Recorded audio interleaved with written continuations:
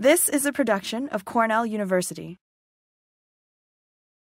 I'm the director of the Society for the Humanities, but pretty much everybody here knows that. Probably like everybody here knows what a pleasure and honor it is for us to have Professor Verena Conley here from Harvard University. This is an invitational lecture for the Society for the Humanities Senior Scholar in Residence, that being Professor Conley. And I should say that her visit here has a long prelude, and the first prelude began in Switzerland, where she led a very tranquil life on the shores of Lake Geneva before she invaded the United States, where she did her PhD in comparative literature and French at the University of Wisconsin-Madison. This building has a very strange trajectory between Madison and Cornell, evidenced by the Carolyn Biddy Martin dining room right now. Now a professor of comparative literature and romance, languages, and literatures at Harvard. Verena excels also exerts her leadership over culture and the arts as master of Kirkland House at Harvard. She's also taught at Miami University, the University of Paris 8, University of California, Berkeley, and UCLA. We all know her to be a very prolific translator and scholar. It's fair to say that Verena was almost single-handedly responsible for bringing French feminism to the United States, not only through her translations of Hélène Cixous, our 80 white professor at large, but also through her monograph on Cixous, Hélène Cixous, Writing the Feminine. She also published on behalf of the Miami Theory Collective in 1994, the collection Rethinking Technologies, whose essays by the likes of Félix Guattari and Catherine Hales, who was here this weekend, really reopened the discussion of the relationship of technology to philosophy, to electronic culture, and capital. For my money, it remains to be probably the most informative and most acquisitive volume on new approaches to the technological that we have. I think it's still in print even. It's being reprinted by the University of Minnesota Press. It's being reprinted. Since that time, Verena Conley also has become a leading voice in, I guess what we could broadly say, eco-poetics. Through her monograph, especially through her monograph, Ecopolitics, the Environment and Post-Structural Thought, which is a spectacular book. If you hadn't had the chance to read it, it really opens up new intersections in the relationship between ecology, philosophy, I guess we should say, promises and perils of post-structuralism in relationship to what it offers and might not yet have delivered vis-a-vis the ecological. It's a fantastic book. And her kind of, what should we say, the book of all books that I highly recommend that all of you read as soon as possible, The War Against the Beavers, Learning to Be Wild in the North Woods, which reflects on her combative life in her summer cabin near the Boundary Waters wilderness area of Minnesota. In French, Verena has also published Littérature politique et communisme, Lire les lettres françaises. She's written widely in cultural studies, art criticism. I noticed has a new essay forthcoming in a new collection on Deleuze and queer studies. And she's been just a remarkable presence amongst our fellows. We welcome her generosity, her warmth, her friendliness, and her critical acuity. And so thank you very, very much for speaking to us on, now I've forgotten the title, Spatial. It's a very, you haven't started yet, in fact,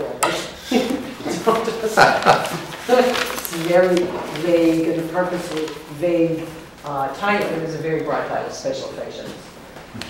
Thank you. Thank you, Tim, and thanks everybody for coming. And since this is almost the end of the stay for me here, I would like to take this opportunity to thank everybody. Thank Tim for the invitation, thank the Society for the Humanities, and just to say how much I have enjoyed my semester. It was extremely productive, and it was wonderful hearing everybody at noon today, so all these ideas that are circulating in my head. So really my pleasure to be here. One letdown, perhaps, is that this paper, I have multiple deadlines coming together this week and have been very harried and harassed. So spatial fiction has nothing to do with water. There are two illusions. I have a manuscript that I completed on spatial fictions. It's not even that, because I would have had to change it around, but it is something that I sent off yesterday before it comes back again, and that has to do with a new literary history in France, and in French, so it's called Global France. And my colleague and friend Mitchell was supposed to be in it, but he pulled out. So I did not pull, I didn't dare to pull out because it's edited by my colleagues. And so my piece is really for that volume. It's a piece that has to do with air more than with water. And I mean air because it's written at very high altitude. So it is very general, but I hope nonetheless that we can discuss, that it will lead to some discussion. I had a little paragraph that would tie it into water, and then that's the end of water. So I said in France, because Tim asked me to write a paragraph. I said, in France, as in other Western and non-Western countries, economic networks develop in the matrices of electronic technology. What is called their streams, flows, and barriers, dams, draws the very image of their imaging from a host of water metaphors. If in our seminar water is a critical concept for the humanities, the metaphors that carry our imagination of global traffic and passage assist us in linking worldwide dilemmas concerning water as depicted in the recent movie Flow, and that's what I wanted to do it on, but we don't live in the best of all worlds, to demographic movement. In this paper, I would like, however, indirectly to link issues of migration to water metaphors through attention to the containing vessel called the nation state. Flow of digital images, flow of capital, flow of people. Through a reading of Etienne Balibar and others, I would like to argue that population movement had a lasting impact on the nation-state, subjectivity, and citizenship, on a discipline that is in fact tributary to the imagination of fluvial passage, French and Francophone literature and culture. The contention is that contemporary French culture is diverse and vibrant. It no longer comes in pure or filtered works of art or writing, but in mixed genres, hybrid and recombined forms, thanks in no small way to digital process that explode a narrow affiliation of nation and literature. So this is my introduction, and here is the paper. So again, it's a circumstantial paper and has certain constraints. Sorry. What do we mean by global France? Is it the presence of Carrefour shopping centers in every Asian city on the Pacific Rim, the global circulation of products of LVMH under the watchful eye of its CEO Bernard Arnault, or the presence of Total's oil rigs planted off the shores of the ex-colonies of Africa? France is often dismissed in the American media for opposing globalization, a synonym in the minds of many a Frenchman, such as a farmer activist José Bové, of the Americanization of the planet. Globalization is generally equated with quasi-instant electronic communication, as well as with the circulation of commodities and the borderless flow of finance.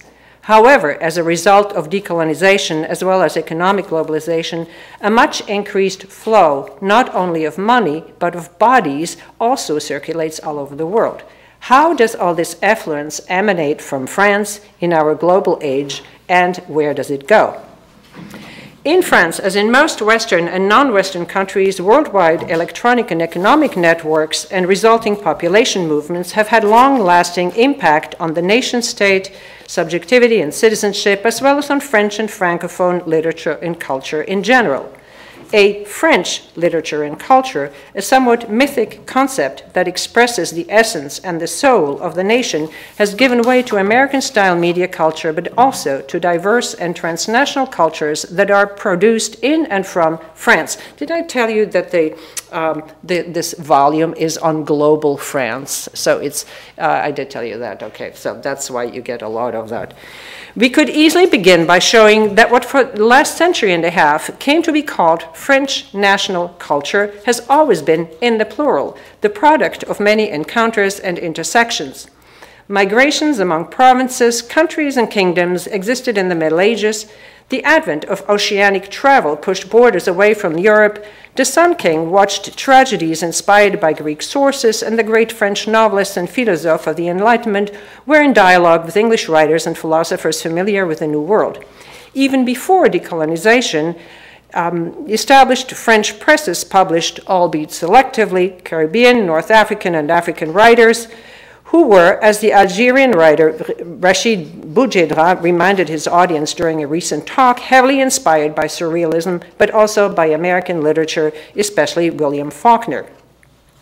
In the 1960s, after a century of long and often violent efforts by the bourgeoisie to produce a homogeneous French nation, a self-enclosed entity defined by the illusion of a unified and unifying culture based on the exclusion of others, a number of writers and theorists and artists, many of whom, like Hélène Cixous, Julia Kristeva, and Tsvetan Todorov, came from outside France, founded or developed literary journals that focused on the poetics of texts rather than on national literature and literary history. Among these journals were Tel Quel, Poétique and Littérature. Hélène Cixous, one of the driving forces of Poétique, declared that writers and theorists from around the globe were in proximity with each other across genres as well as spatial and temporal boundaries through their writerly treatment of similar dilemmas such as the articulation of life and death. To a mentally and physically polluted country with lingering memories of colonialism and Vichy, they preferred literary spaces of resistance and invention. Like beacons, in the words of Hélène Cixous, these writers communicated with one another and used their common vigilance to fight against social and political injustices. Indeed, since World War II, but especially since the 1960s, space became a critical concept at the very moment when the writers and theorists noted above felt compressed under the impact of technologies and of what was still thought to be the disciplinary bourgeois state. They remain critical of the administrative state as well as of the term nation with its connoted emphasis on an always phantasmatic homogeneity and unity. Sensing changes taking place, and without always being able to fully articulate them, these writers and thinkers focus on poetics, but also on a return to the everyday, away from monumental history. They emphasize everyday spatial practices that undermine the bureaucratic authority. They consider official national literature to be the handmaidens of an all-encompassing rational thought in the service of the state that permeates life and ultimately immobilizes it in a state of rigor mortis. In the parlance of Gilles Deleuze and Félix Guattari, striated spaces that have lost their flexibility need to be made smooth, and so too microspaces to be opened in the state's macrospaces to make possible other ways of thinking. Critical attention to everyday spatial practices which function without regard to state-imposed administrative networks and indirectly question modernist strategies of industrial society that fostered colonialism are the subject of Henri Lefebvre, of Michel de Certeau, period. It is also the domain of Jean-Luc Godard, a poetic and political filmmaker who, indulging in theoretical Lefebvre and literary Faulkner allusions, explored in Deux ou trois choses que je sais d'elle, 2 or 3 things I know about her in 1966, the effects on people following the imposition of a spatial order and the creation of the first grands ensembles, massive suburban apartment complexes in the outskirts of Paris, built to relocate French workers from insalubrious conditions and to repatriate the Pieds Noirs, the French Algerians who left North Africa after 1962. Godard shot his film at the Cité des 4000 of La Courneuve, not far from the Aubervilliers train station through which tourists now shuttle without stopping, on their way to and from Roissy Airport. One memorable sequence features a male and a female facing each other in profile, their heads not covered with straw a la T.S. Eliot, but zipped up in two traveler's bags, one blue, bearing the Pan Am logo of the globe, and the other red, the bold letters of Trans World Airlines. Through this image, and if I were up to date, Celeste asked me if I had images, and I don't. It would greatly enhance this, but you have these two people with the bags over their head walking, and with a beautiful picture of a transatlantic encounter of a map in the back. Through this image and others, Godard asks, when not only the state, but growing media culture imposes icons of the globe upon inherited literary and cultural values, how can one reinvent and make more habitable the city spaces in which they are shown? Many texts and films of this period ask how to recover an existential territory, be it mental or physical, or even more, how to open spaces that would defy an increasingly abstract system of signs born with the acceleration of technologies, engineered by the state and then by the ideology of trans-world consumerism. By way of their fictional and critical writings and films, Sixou, Lefebvre, Certeau, Godard, and others urge their readers and viewers to reappropriate space through language and new types of bodily practices. In La Jeunesse, the newly born woman, see, I never stray far from Hélène Sixou, after all, doesn't get away. Sixou brackets a repressive and colonial-minded French state by espousing a series of combative texts foreign to the French national canon of chauvinistic quality. However, in a long dialogue with Catherine Clément at the end of the co-authored book, Sixou voices pessimism for the future in an era opening to marketing and consumerism. And I quote, "There is, in a very generalized manner, a loss of voice in the world of writing, of literature, of creation. So that means that all the governments united, whether right or reformists, are saying, if you still have eyes, shut them, and intellectual of all countries, your mouth, and don't start making analyses. And besides, it isn't worth the trouble. One sees the development of an international intrigue that is leading toward capitalist imbecilization in its most inhuman, most automatic, most formidable form. The selling out of all countries, the handing themselves over the way France had done with the United States, is also done on condition of a complicitous silence," unquote.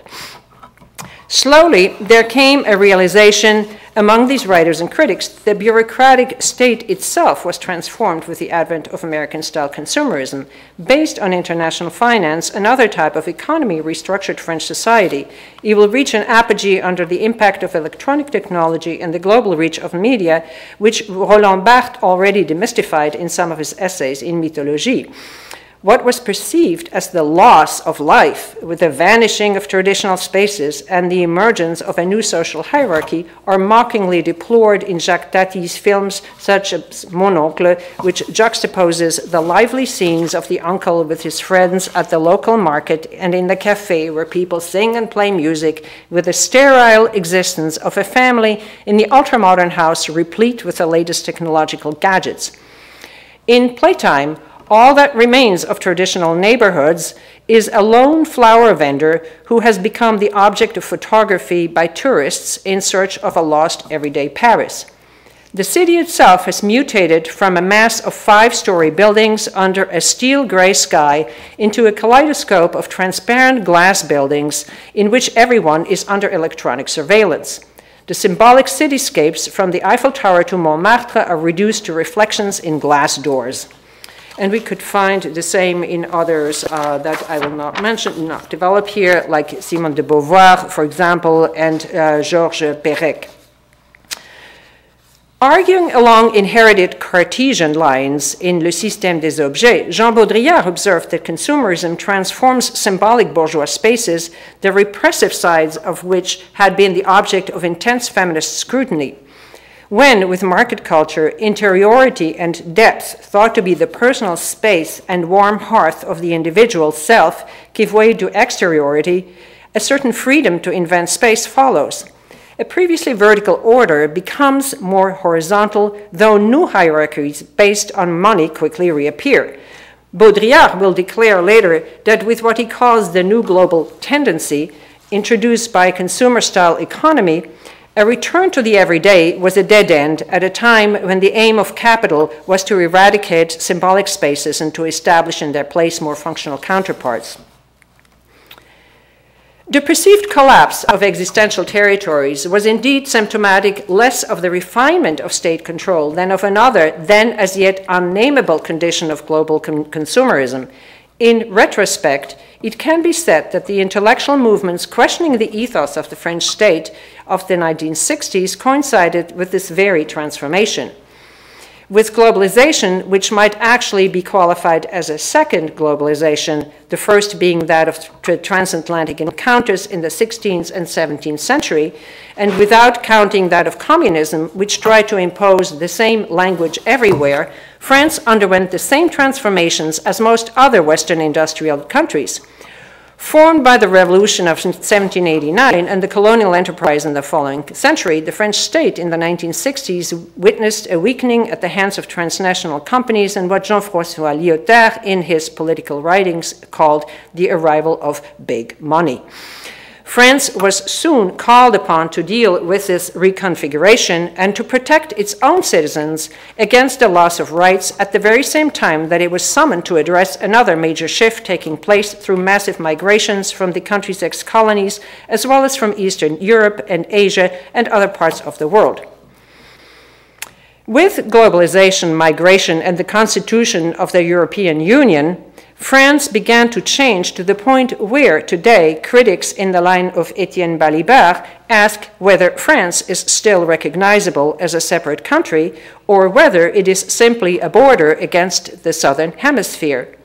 Balibar even goes so far as to ask provocatively whether not only France, but Europe itself is still recognizable as a continent or whether it too has simply become a border. In this new context of technological acceleration, economic globalization, extensive population movements, and the progressive withering and transformation of the nation-state, what happens to French literature and culture?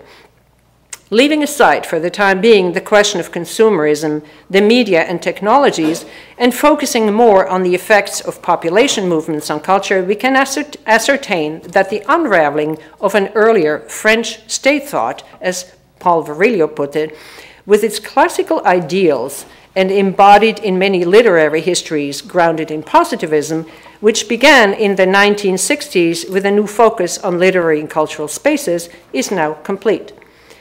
A post-Enlightenment and post-revolutionary style universalism that paradoxically had led to often repressive politics of assimilation is no longer possible.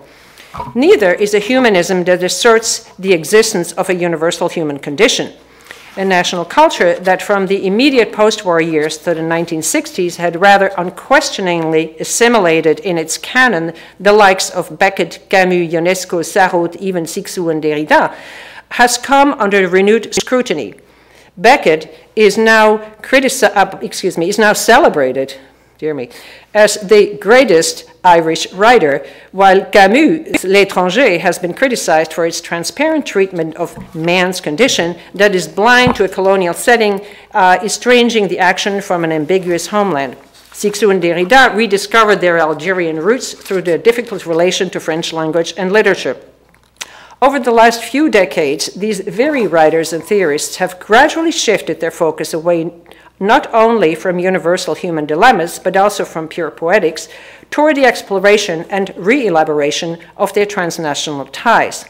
These ties, more and more numerous, open the French nation-state and its culture to the outside. They also transform them from the inside. In fact, they undo the very possibility of a binary division between inside and outside with the advent of a networked world. However, Although a global world may seem borderless, and many writers and intellectuals such as Jacques Derrida on cosmopolitanism and forgiveness dream of a cosmopolis to come, people are still defined and will be for some time in relation to a nation state to which they belong or in which they do or would like to reside. These new dilemmas and tensions within the country's borders inflect the production of culture. The notion of community, heretofore dismissed as a pre-revolutionary phenomenon, recently appeared in Republican France. Communities help produce what is far from a once ingrained ideal of a homogeneous national culture, and even from that of a world culture that the media purveys in its news and advertising. They consist of people of diverse ethnic, religious, or even national origins who often have ties that reach far beyond French borders. Through these communities, the very concept of the nation state, bearing a renewed emphasis on subjects and citizens, is being further reassessed. Consequences are manifold. On the one hand, the country's borders, more porous than ever, enable easy passage for money and for certain people from the European Union and from elsewhere. On the other, new visible and invisible borders are erected inside the country in the form of racism and economic discrimination. In the French state, as it is defined by Republican and administrative language, a sudden obsession with things national comes forward at the very moment when the term nation transmogrifies under the impact of migration. In addition, since 2001, outer borders are becoming tighter again amidst threats and phantasms of terrorism.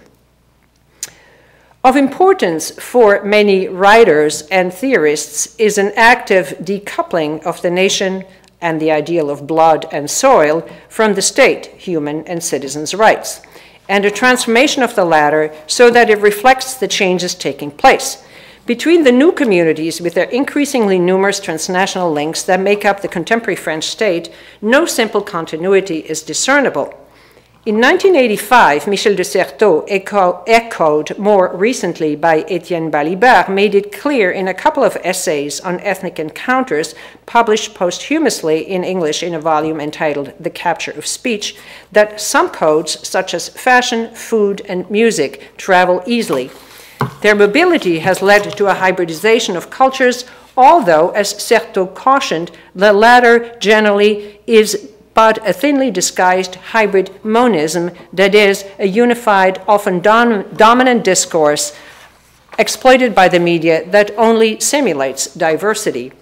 Other codes, however, especially those pertaining to symbolic issues such as sexuality or gender, marriage, life and death, are more resistant. In spite their erosion through media culture, these issues bear unconscious residues that have not entirely disappeared. They are at the very core of much contemporary literature, theory, and film produced in and from France.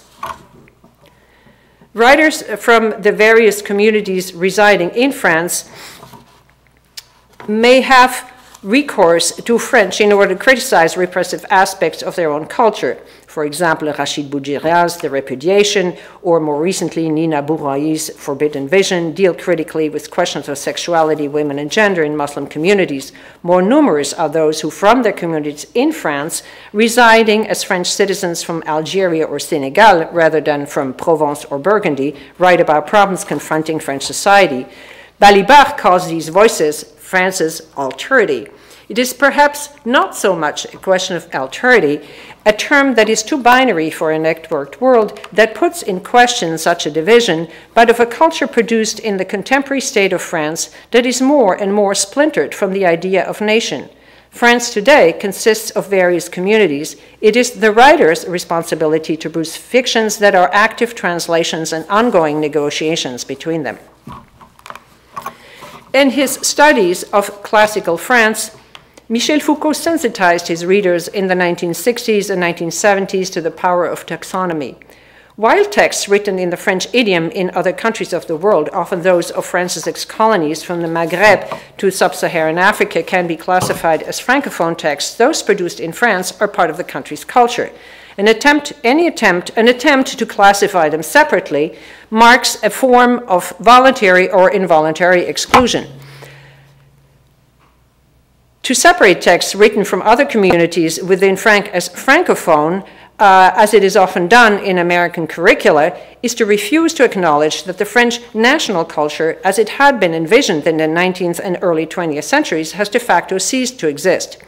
In other words, literature produced by the voices of these communities, cannot be treated as distinct from a French literature and culture. These voices may or may not be in dialogue with others outside a country's and have distant transnational ties. They are hybrid, but also plural and of diverse tenor. They are, in any case, far from homogeneous. In such a climate, it is no longer possible to heed a single dominant voice, such as that of Jean-Paul Sartre, who may have well been the last heroic and indeed universal French intellectual. In the global and multipolar world, what Bruno Latour derides repeatedly as the cargo dreams of transcendence that conservative thinkers like Luc Ferry are so intent on reviving are no longer possible. A new universalism focuses less on the metaphysical problems experienced by all of humanity, among them Sartre's and Camus' ideas of transcendence, than on the existence of conflicting, even competing universalities in the French state, the European Union, and in world space. Even if problems today are similar around the world, geography, history, and geopolitical contexts give a particular profile and an angle on culture or cultures that are both local and transnational. If writers and theorists of the 60s first wrote against state-sanctioned spatial compression by mobilizing literary spaces or by using tactics to prevent the disappearance of everyday spaces, under what they perceive to be technologies in the service of the state, those writing at the cusp of the 21st century shift their emphasis to engage in an urgent elaboration of what Balibar calls un nouvel espace, a new space, both mental and physical, in which borders are undone and new articulations created among communities and even countries. In an ongoing effort to translate cultural specificities, always with a remainder, these writers actively engage in the construction of new spaces, not only in France, but also in Europe and in the world at large. Unlike their Anglo-Saxon counterparts that are more prone to mediation, writers from migrant communities in France have inherited a long-standing Republican militant tradition that they are turning to productive ends. We can ask at this point whether traditional cultural means such as literature, film, are even capable of dealing with problems of a magnitude that face France and the world today. Current social, economic, and political dilemmas that cannot be separated from globalization are quite different not only from those Sartre had outlined, but also from those that preoccupied the founders of Tel Quel, Poétique and Littérature, who undid national literature in the service of bureaucratic machinery, including that of the university, the site of intense interrogation and of active political ferment by means of international poetics or even identification with those who sought to combat the state by way of spatial practices. Today, from their communities, contemporary writers are dealing with social and political problems that are the result of decolonization and economic globalization, and no less with consumer culture, and increasingly the fortunes of literature and culture in the context of electronic communication.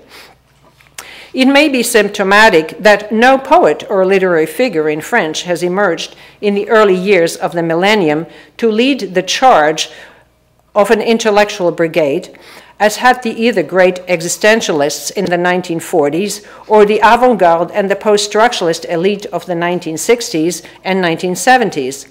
Writers and intellectuals have been miniaturized, as Bruno Latour once more puts it jokingly. Their books are made available on easily reproducible compact discs in a global context where center and periphery are obsolete points of reference, they circulate in networks that may or may not intersect with one another. Cultural activity gets dispersed in smaller units. How to reappropriate vanishing existential territories becomes less important than how to live and move diversely in these multiple networks. Less prone to hold on to universal belletristic ideals, these new spaces are more directly politicized. They aim creative energies toward a reshaping of inner and outer borders, whether mental or concrete, under mounting global pressure. For this purpose, it can be said that genres themselves have been hybridized. Faced with acceleration through technologies and commercialization of much literature and film, with the production of media intellectuals and writers, the critical essay of limited circulation, often in dialogue form, has taken on renewed importance, as have written or filmic documentaries and a certain militant theater that deals with current political issues. Commentaries and theories of shorter half-life replace the more ambitious and from its onset always already unfinished novelistic project of Sartre's The Roads to Freedom, but also of those of the avant-garde literature and so-called high theory of the 1970s. Contemporary critical essays of ephemeral and temporary facture ask, in Balibar's terms, burning questions in new and complex ways. They are written from what the philosopher calls lieux de fiction, sites of fiction. They are not only literary intentions, but constructions based on knowledge and experience that include an unconscious. They produce a real that always contains a fictional dimension. At stake in these essays is the construction of common spaces. Written by those who live or have lived in France, they include, for example, I'm just giving you a few examples, Guattari's Three Ecologies, Deleuze's Negotiations, Derrida's On Cosmopolitanism and Forgiveness, or Latour's The War of the Worlds, What About Peace? All these writers and theorists produce their fictional spaces that concern problems of the nation-state, subjectivity, citizenship, the media, and marketing, as well as what it means to exist in a multipolar national and world space and how to live along a cutting political edge. Others, like Azus Begab, are written from immigrant communities refusing racist reductions of ethnicity. Somebody like Begag, fights to give voice to individual immigrants and to bring their experience of the city and the country to the eyes and ears of a sympathetic public. Still others, written by political refugees, and here we have people like Assia Djebar, who writes in French, now resides in the United States, and weaves different writerly voices in her narrative webbings, such as Blanc d'Algérie, the Algerian white, in order to denounce current social and political injustices in Algeria and negotiate new, less violent ways of being in common. So all these writers express similar cultural problems from different angles, and by way of their critical negotiations, they create an ever-changing French culture. And I have some more examples here, such as also the recent attempt of what we can call docufiction. We can think of François Maspero's and Anaïk France, a writer and photographer who, in the documentary fiction Roissy Express, Journey into the Suburbs of Paris, tried to give a voice and a face to many humans making up the heterogeneous communities that compose France today by stopping at the various train stations between Paris and Roissy, such as Aubervilliers, and like Certeau's practitioners of the everyday, Maspero and France, they literally walk and talk and let others speak and even invent their poems, which is an important dimension, and also create their theater.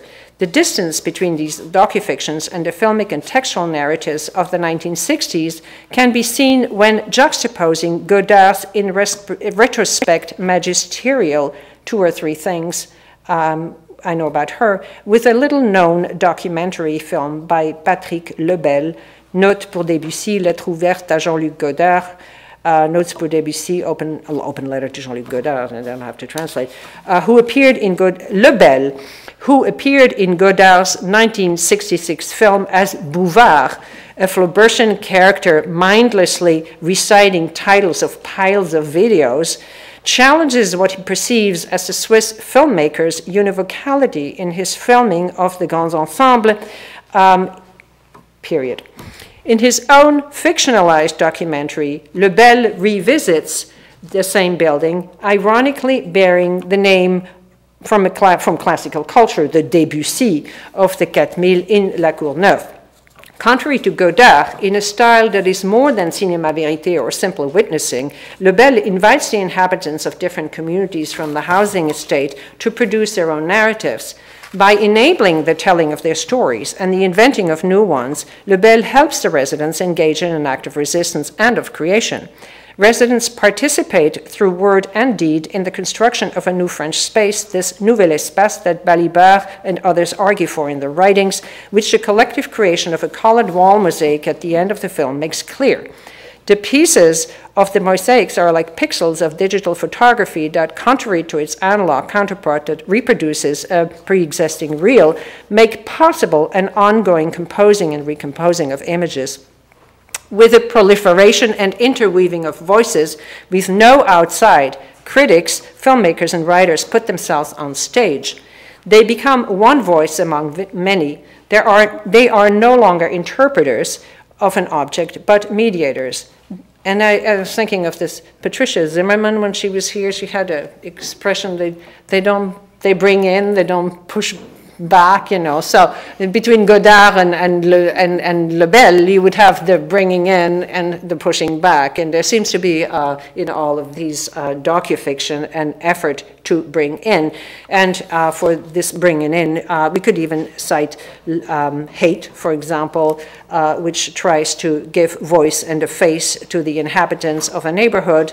And in Kasowitz's published script that led to the film, the published script contains photographs by a certain Gilles Favier, and the photographer doesn't reproduce the photographs from the film, but chooses different images, and in turns, in his words, invents a new documentary fiction that questions the double reality of life in the banlieue in the making of a film.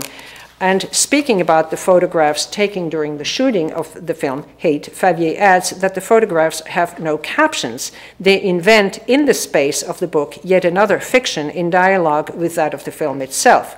The documentary aspect is also used in many other films, you know, sort of, I'm thinking of Keshish's Games of Chance and Love, which is an interesting remake of the Marivaux, and also Laurent Conté's The Class, that, you know, where the class produces its own film.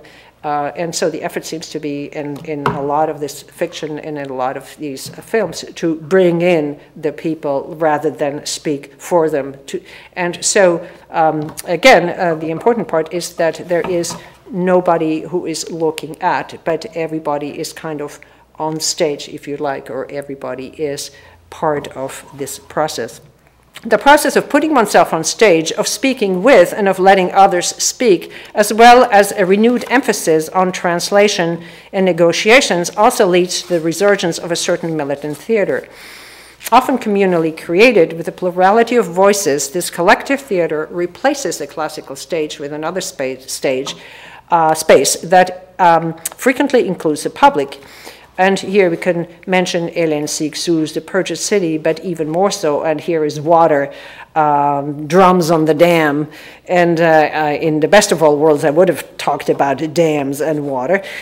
She focuses on ecological problems of nature and habitability that loom large in Asia, with the impending flooding of the three gorges of the Yangtze River in China, but also others in Vietnam and Korea.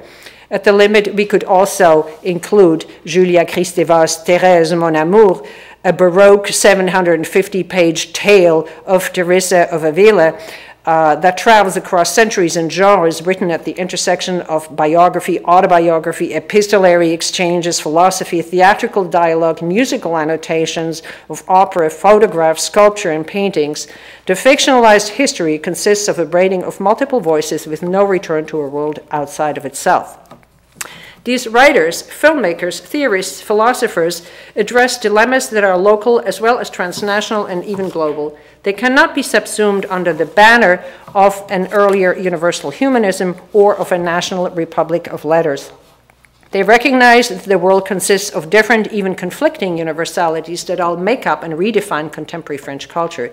Distinct from francité, this new Frenchness, if we still want to call it that, is based on contingencies and ongoing transformations rather than timeless values.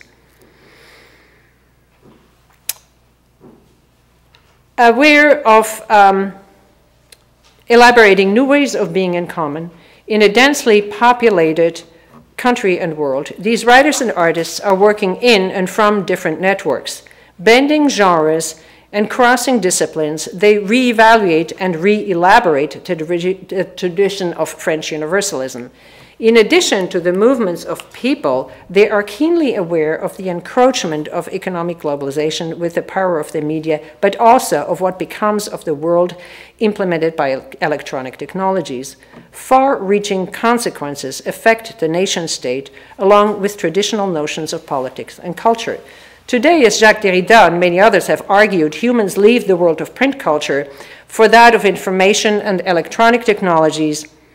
In an interview with Paul Virilio, Friedrich Kittler responds to his French interlocutor, who laments the death of mankind with the advent of teletechnologies, by pointing out quite simply and tersely that it is not so much the death of humans as of culture and politics as we know them.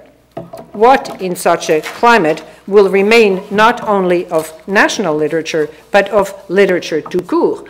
Whither literature, a term coined in 1802 by Madame de Staël, when we change our rapport with the age of print culture?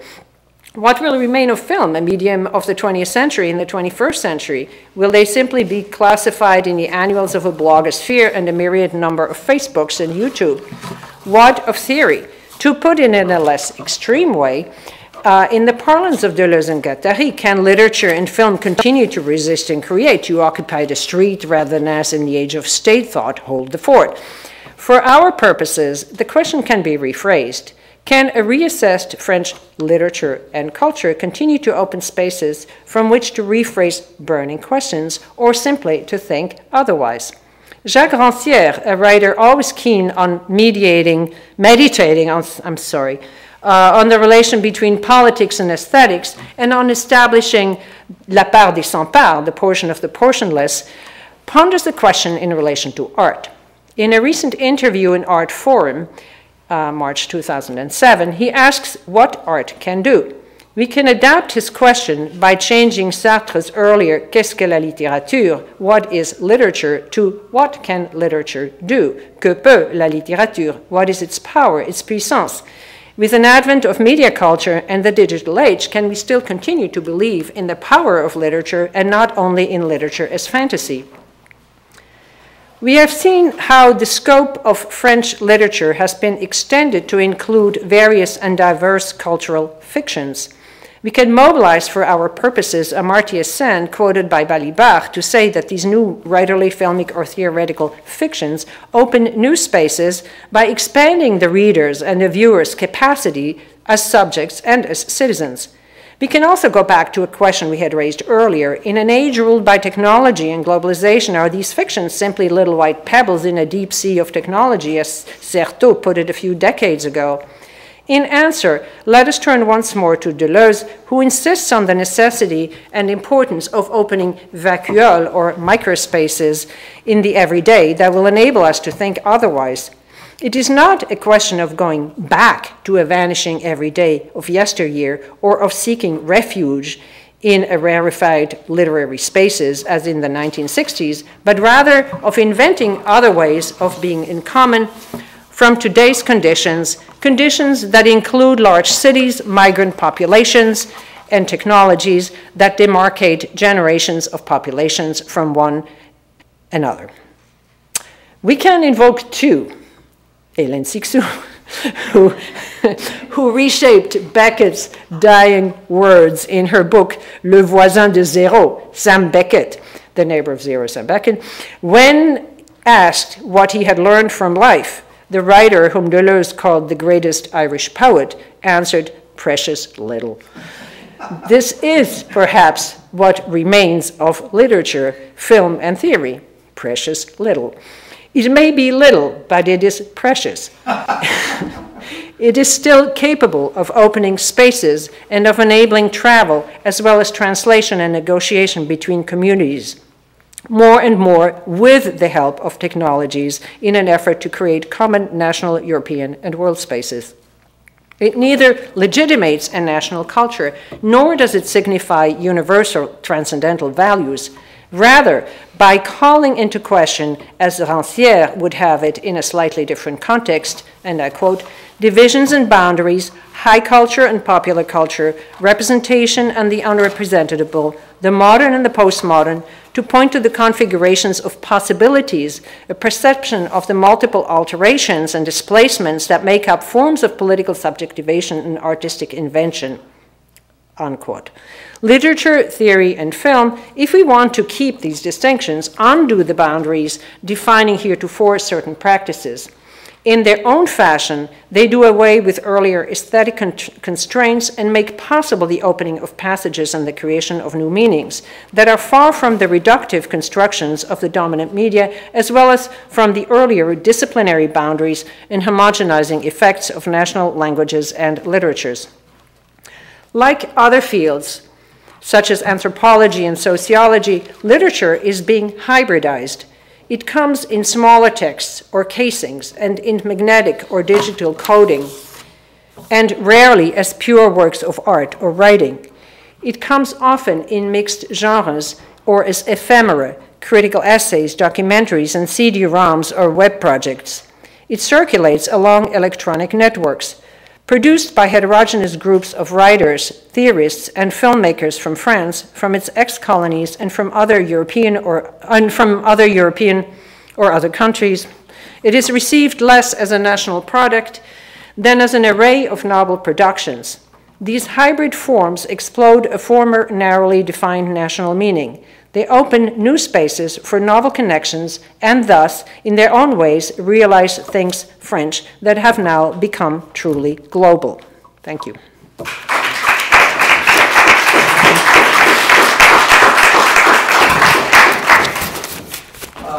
like to invite you to reception, but first we have ample time for questions or discussion.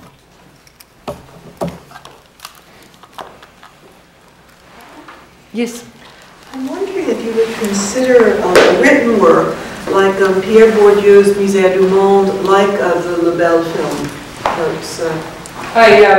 I must confess that not because I don't want to, but I don't know Bourdieu. Okay. You know, I mean, every time I give a talk on whatever topic, people ask me Bourdieu, and it's really it's on top of my to-do list. I don't know. I should, I really should, because it's, yeah. Because that's an unusual one in the sense that that is one in terms of overturning sociological work in which he does bring in all the terms that you've used, especially too in the sense of there's a way he puts sociology on stage. And it is quite interesting what he does and how all of these French problems are made to be problems of globalization or are made to be more problems of that are world problems, but also in the way in which the interlocutor is a midwife that brings out the speech in this way. So very much all the things that you were talking about, it's a pivotal work. It's not like the others. It's quite different. What's the title? It is La Misère du Monde. La Misère du Monde. You know, I'm very ignorant, and thank you for bringing this to my attention. If I had done my homework, and I realized rereading this, you know, how many repetitions it still has and stuff, but it would have been helpful if I had some PowerPoint actually, because, for example, something that's, if you look at Latour's book on Paris, Paris Invisible, which is a catalog, it's huge. I would have brought it, but I had to walk 21 minutes. It's a big thing, and that precisely asks the question, what is the social? And it's beautifully done. But then if you go to the web project is amazing. And so it hybridizes not only the discourse, because what is this Paris Invisible in Paris Invisible? city. It's been translated too. All you have to do is type in the web Paris and visit the city, and it will pop right up. It's just beautiful, and I teach it every once in a while. The students love it. You know, it's just. This is translated because the weight of the world. They try to keep the. Oh, is that what they do? Okay. Well, thank you for pointing that out. Yes. What is interesting regarding this book is first that it was one of the only sociological or sociology bestsellers in France. Yes. And also that indeed moving away from all the tradition that Bourdieu himself had tried to found. It's a book not about society but about atoms. It's only, I mean, there's no society anymore in this book. If you read it, it's only the kind of interviews with people. Of course, they are situated within a certain social context, but all in all, the picture you get from society is not the kind of macro picture you can get from the rest of Bourdieu's sociology. So there is no more social literature. Well, that's a little bit Latour's argument too, since I mean, his argument has to do with the what he calls the cascade d'images, and the cascade, if I'm not mistaken, is a term that comes from physics, right, and not from water here. So it's all these things that kind of collide and that only stabilize themselves when you frame them, and you can frame them in an image or you can frame them with words in a certain expression, but his argument isn't, and it's open to debate that the world is constantly moving, everything is in constant movement, and so what stabilizes it is when we say something, when we use an expression, or when we frame the image. And the importance is what gives meaning finally is the way we align some things, and how do we align images, how do we put them together, and that is how meaning is produced. So it sounds like it's similar, because there too he wants to get away from actually what I was doing here, because I said at the beginning I'm going at a very high altitude, and it's wrong, because that's precisely the kind of overview that you want to avoid autocriticism. Yes. I was wondering, the early part of your talk, you were stressing the importance of writers from elsewhere who have transformed the French literary cultural scene, and the move from universalism to exploration of different kinds of national ties and hybrid identities, etc. But then at the end, with your questions about que peut la littérature, and where it was going, you shifted from that to this vision of hybridized text and things circulating in different ways. I mean, I guess I'm wondering about that, because it does seem to me that despite the transformation of the French literary scene, it's still a place in comparison with other countries anyway, where there is a very substantial and systematic production of novels and literary works of more of a traditional kind, along with certain experiments. And I guess I don't have the sense that it may just be that I don't log on to the right sites. That France is this website with all these different genres, etc. There's still all the books that look like novels in the bookstores. Still a lot of bookstores. It's very funny that you mentioned that, because I think they just gave away the Prix Goncourt, was it Goncourt? And I just saw it online, and they have this really stuffy picture of these people receiving a Goncourt, and oh god. I was like, where am I in this? And an Afghan. Which is like right, that's right. Native speaker of French, which that's is right. interesting. That's right. Maybe that's what marks the French scene, that these other writers, but it's still the Goncourt, there's still these novels, it's just hybridized. I'm totally with you, I know. But let me say that I was talking about possibilities, and so Patrick Val came to give a talk, and he said you must lean forward, so I was leaning forward, push it in a direction in which I wanted it to go. No, I know fully well how traditional it is in many ways. Though you're right, I mean the Goncourt was given to this Afghan writer. And John Little 2 years ago. That's right. That's Look at right. those good However, there is this too. And I mean, if you look even at some of Derrida's question of technologies, I mean, he very clearly says that we are getting out of this world of, you know, of print culture and where are we going. So don't forget, I mean, literary history is not really my thing, but don't forget that I was really doing this to, for a, you know, for specific volume, for a specific topic. However, I personally am very interested in this kind of hybridization, and I think that the dichotomies that are established by somebody like Paul Virilio, you know, are unfair, unfortunate really, because it doesn't show the productive aspects of this technology. I mean, it's not just that we have to jump on the bandwagon, but if you look, for example, and now I'm really, I really am sorry I didn't do my homework. If you look at Latour's catalog from Paris Milan Visible, which is beautiful, it's just beautiful. But then if you look at the web project, I mean, it's fantastic.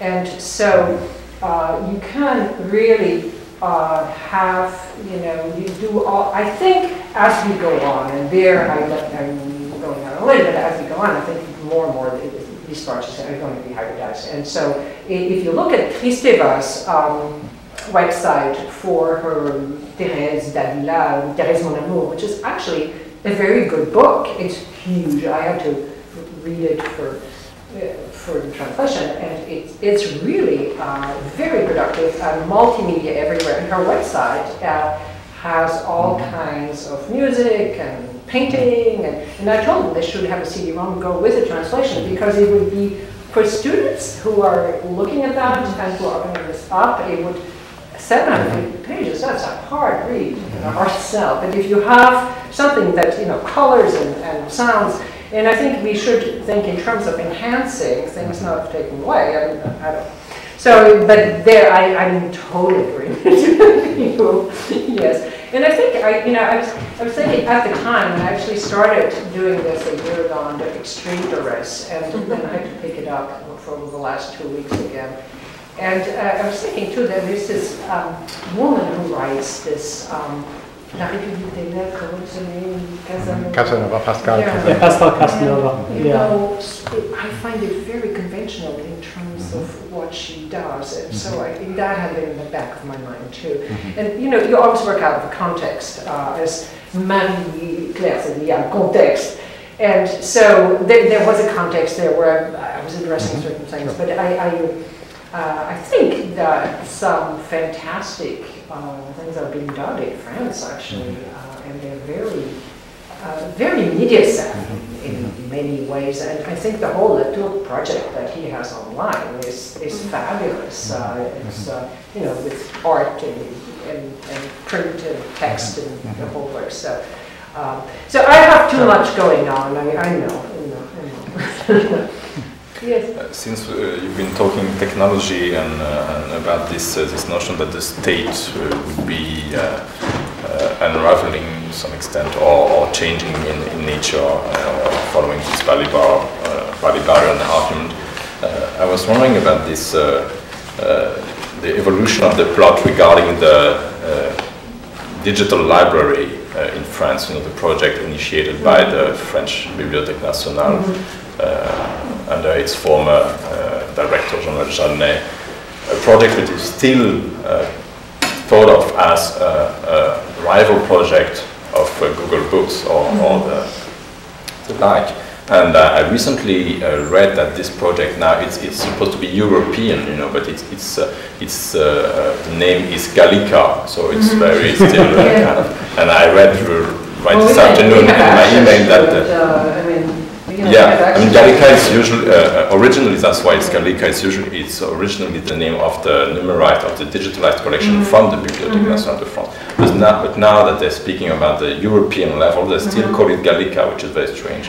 And I mean, I read something, I received an email about the instructions that publishing houses have been receiving regarding how to transmit the kind of compulsory duty they have to forward copies of the books to, as a form of dépôt légal, for the digitalization. And it seems to be something very, very contested, because there also is a kind of private company handling all the business. So I mean, this question of how here, I mean, regarding exactly another side of the production of literature as a public object, a public patrimoine like form, and its privatization or under a monopoly of the state. I think it's. I was wondering what you would have regarding this side of the transformation of the literary national Frenchness, so to speak. Right, and what specifically is the question? Well, this idea of while literature is being, among others, digitalized, you have still this reassertion of the French state control over this notion through the very technology, and I mean, what do you have any ideas about this aspect? I was just curious. Yeah, sure. I can see that. No, I don't. I mean, maybe in a couple of hours I will, but right now I don't. But you know, I mean, that's the kind of interesting part. Is precisely that centralization that is still there, the attempt to centralize everything that is still there, at the same time that it is also, at a certain level, and maybe at another level, it is exploded.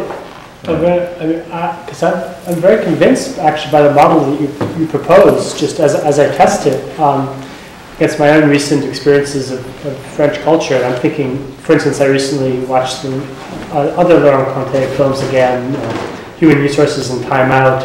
They're both such intensive studies of French or Francophone European culture, yet that are also about globalization, you know, by revealing these structures that you read inside the films the same way that you would work with a digital photograph, in this case not through being able to reconstitute the way you describe, but by being able to find, you know, such detail, and such a rich optical unconscious in the digital photograph.